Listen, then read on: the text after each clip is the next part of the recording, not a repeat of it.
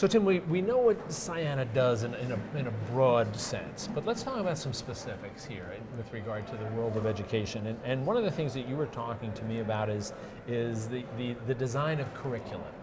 Explain that to me, and explain how Ciena is a player in that area. Ciena has its own portfolio of curriculum that we license. We have a portfolio of IT courses that help in that vocation, but we also write curriculum for hire. In fact, we're engaged now in a fairly large project to create a master's level program in quantitative finance, which is big here on Wall Street. But what we do in curriculum is really, if you take a look at the emerging MOOC landscape, what you see is a lot of utilization of online materials, but very little outcome and very little engagement. So, and meta-analysis is just coming in that you really have to struggle to keep students engaged. So we really start from the back forward as we design curriculum. And that what do you mean by that? What we mean by that is we take the objectives, and instead of designing the syllabus first, we circle back and we say, let's design the exam is the next thing. And then let's back that up and let's design applied learning activities that cover all the objectives of the exam. And ultimately, the syllabus is the last thing that falls out of that. What's interesting about this, it's a very applied learning centric model. And it's a very peer-oriented, and we try to get as much student-to-student engagement as possible. We really believe in that in learning, and it's all about collecting metrics and seeing what works and making iterative improvements to continue to get the retention and ultimately get these folks trained in the careers and out in the field practicing and actually applying what they've learned rather than soaking up a lot of theory or having that be hosed at them. Are you optimistic that the approach that you're taking here is going to be successful in the future as you move forward?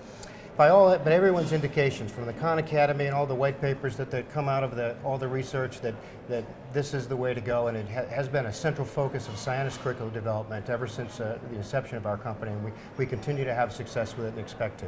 One of the other things that you do at Ciena is you consult on regulatory issues, and it seems to me, looking at it from the outside, that there's such a maze of regulations in terms of the various levels of government that are involved here, that it must seem almost overwhelming to people. So how do you deal with that for people who are coming to you saying, we want to be here in this education space, tell us how we get there?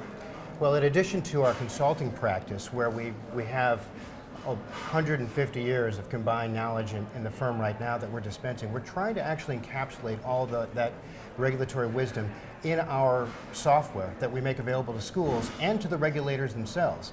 We have many states and actual accreditors that use our software and use our software for two purposes. The obvious purpose is to help them regulate and keep track of all their schools. It's a big database, but at its heart, it's a document and workflow system where schools petition the regulatory agents for a new program, let's say, or a new instructor or a new director, and the document follows a workflow.